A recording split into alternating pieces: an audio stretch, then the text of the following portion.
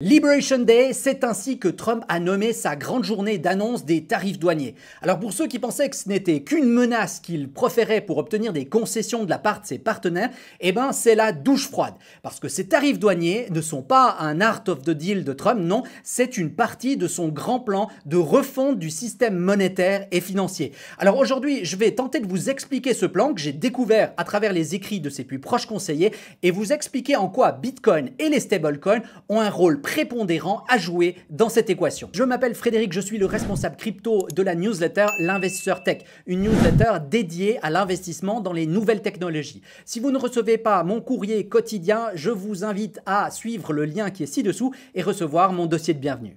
Tout d'abord, un peu de contexte. À la fin de la Deuxième Guerre mondiale, puis à la chute de l'URSS, les États-Unis sont devenus le centre de l'économie mondiale. Ils ont dessiné ce système commercial et ils l'ont maintenu grâce à leurs armées, leur flotte et à des institutions internationales comme le FMI, l'OMC, etc. Tout cela fait partie du complexe de la Pax Americana, une paix relative qui a été maintenue et qui a permis d'augmenter les échanges internationaux ainsi que le niveau de vie de la plupart des citoyens de cette planète. Et au centre de tout ça, il y a bien sûr le dollar américain qui est la monnaie de référence, la monnaie de réserve de toute la planète. Comme disait le président Giscard d'Estaing, le statut du dollar lui donne un privilège exorbitant.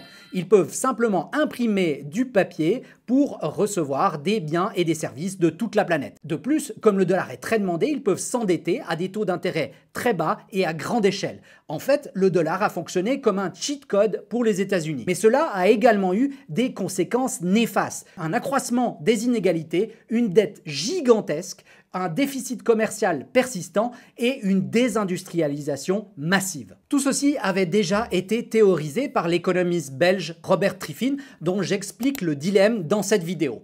En quelques décennies, les États-Unis sont passés d'un géant industriel à une société de services qui se sclérose sous une administration pléthorique. Donc ils se sont fragilisés et en cas de confrontation avec la Chine, ils n'ont pas les moyens industriels de tenir en longueur parce que tout ce qu'ils produisent se fait à l'étranger. Donc Trump a décidé de frapper un grand coup, de faire un pari complètement fou et de restructurer l'économie mondiale. Donc son idée, ou plutôt celle de Scott Bessent, son secrétaire au Trésor, et Stéphane Mira, le président de son conseil économique, c'est d'utiliser en premier lieu les tarifs douaniers comme moyen de restructurer cette économie. Donc en premier lieu, on peut se dire, bon, en fait, c'est la vieille recette protectionniste. On va protéger les industries et on va utiliser cette idée mercantiliste de n'observer dans un échange que l'aspect monétaire.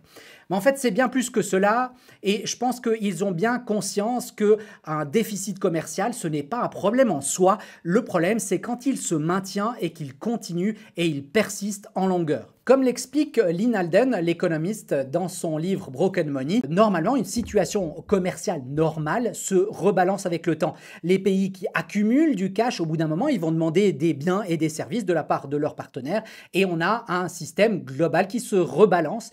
Mais dans le système monétaire actuel, basé sur le dollar et l'euro, eh ben, on a une demande tellement forte pour ces monnaies qu'il y a certains pays qui sont en déficit chronique et cela ne fait que s'accentuer avec le temps.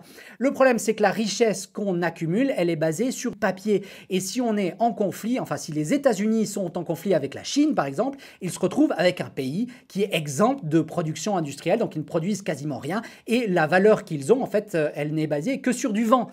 Donc il s'agit pour Scott Bessent et Stéphane Mira de restructurer tout ça, ce qu'ils ont appelé en fait un reordering du système monétaire. In the next few years, we are going to have some kind of a grand global economic reordering. There's something on the equivalent of a new Bretton Woods, or if you want to go back, like a treaty, something back to the steel agreements of the Treaty of Versailles. There's a very good chance that we are going to have that over the next 4 years, and I'd like to be a part of it. Alors la première étape, c'était l'imposition de ces tarifs douaniers qui permettra de pousser à construire de l'industrie sur le sol américain. Mais on sait que le protectionnisme ne permet pas de s'enrichir. On sait que ce n'est qu'une étape. La deuxième étape, ce sera de réduire l'imposition pour les Américains. Ça a été annoncé. Mais deuxième étape, la plus importante, c'est surtout la construction d'un accord qu'ils vont faire avec leurs partenaires et alliés. Alors, il y a différentes pistes d'accords que l'on peut tirer des réflexions de Bessent et Mira. Le premier accord serait potentiellement un accord purement monétaire. C'est une sorte de Bretton Woods 2.0 où on proposerait aux pays alliés et partenaires de fixer leur taux de change avec le dollar américain. Alors Trump expliquerait que les monnaies sont sous-évaluées par rapport au dollar et que ça pénalise les industries américaines, ce qui est vrai. Mais dans les faits, ça veut dire aussi que les politiques monétaires seraient 100% décidées aux États-Unis. Et je pense que de nombreux pays seraient prêts à accepter ce compromis. Pourquoi ? Parce que s'ils refusent, en fait, ils se coupent d'un partenaire économique et militaire de poids.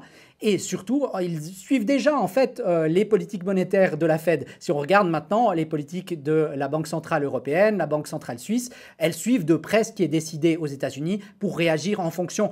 Donc finalement, ce serait un compromis qui serait potentiellement acceptable pour l'Europe, pour la Corée, pour le Japon, parce qu'ils n'auraient pas le choix en fait. L'autre accord, ça pourrait être une sorte de tribut. Alors ça paraît hyper péjoratif, mais le tribulum sous l'Empire romain, c'était un tribut, c'était une taxe qui était prélevée sur les alliés pour garantir leur sécurité. Donc on pourrait imaginer qu'ils vont monétiser en fait leur rôle de gendarme à travers le monde. Ça peut se faire de plein de manières différentes, mais je suis assez persuadé de cette hypothèse parce qu'on sait que Trump veut insister pour la création d'un External Revenue Service, par opposition à l'Internal Revenue Service, qui est en fait l'organe qui prélève l'impôt à l'intérieur des États-Unis, eh ben, ils veulent faire un extérieur. Donc, ils veulent prélever de l'impôt extérieur aux États-Unis. Donc, comment ça va se faire? Ça peut se faire de plein de manières différentes. On peut imaginer l'émission d'une obligation de long terme qui est associée avec des gains de protection, par exemple. Ou bien, on peut aussi proposer l'implémentation de sociétés américaines sur sol étranger pour sécuriser l'approvisionnement en biens essentiels. Donc ça peut être les terres rares. On l'a vu notamment ce qu'ils ont proposé à l'Ukraine. On peut voir ce genre de tribut qui pourrait être prélevé à l'étranger. L'objectif de ces accords, c'est de réduire la dette, d'empêcher les autres pays de dévaluer leur monnaie par rapport au dollar et aussi de changer la dynamique du commerce international. Mais si on le regarde de plus près, ça ressemble beaucoup à de la vassalisation. Alors bien sûr, ce n'est pas un plan infaillible, ce n'est pas une certitude, il y a plusieurs chemins possibles et il y aura certainement des gros revers. Donc n'y voyez pas un plan de maître, etc. C'est vraiment pas ça, mais c'est vraiment une dynamique et c'est vraiment une réflexion qui est faite au plus haut niveau par l'administration Trump. Et maintenant, j'en arrive aux cryptos.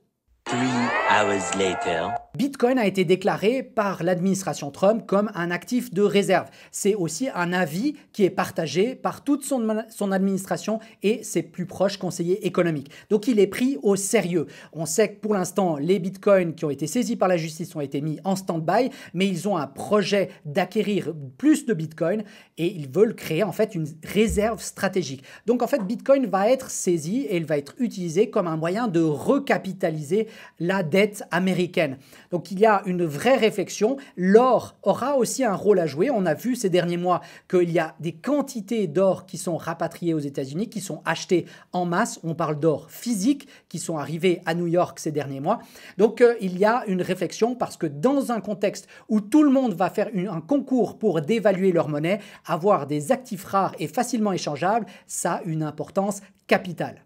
L'autre partie du plan, ce sont les stablecoins. Les stablecoins, pour ceux qui ne le connaissent pas, ce sont des crypto-monnaies adossées au dollar américain. Il y a deux grands acteurs. Il y a Tether avec l'USDT et Circle avec l'USDC. Et ces stablecoins, en fait, sont extrêmement demandés par les pays à travers le monde parce qu'en fait, ils peuvent acheter du dollar en contournant le système interbancaire. Ils peuvent obtenir une monnaie qui est moins inflationniste que la leur. Et ces acteurs sont devenus en fait des monstres. Pourquoi? Parce qu'ils achètent énormément de dettes américaines pour couvrir ces stablecoins.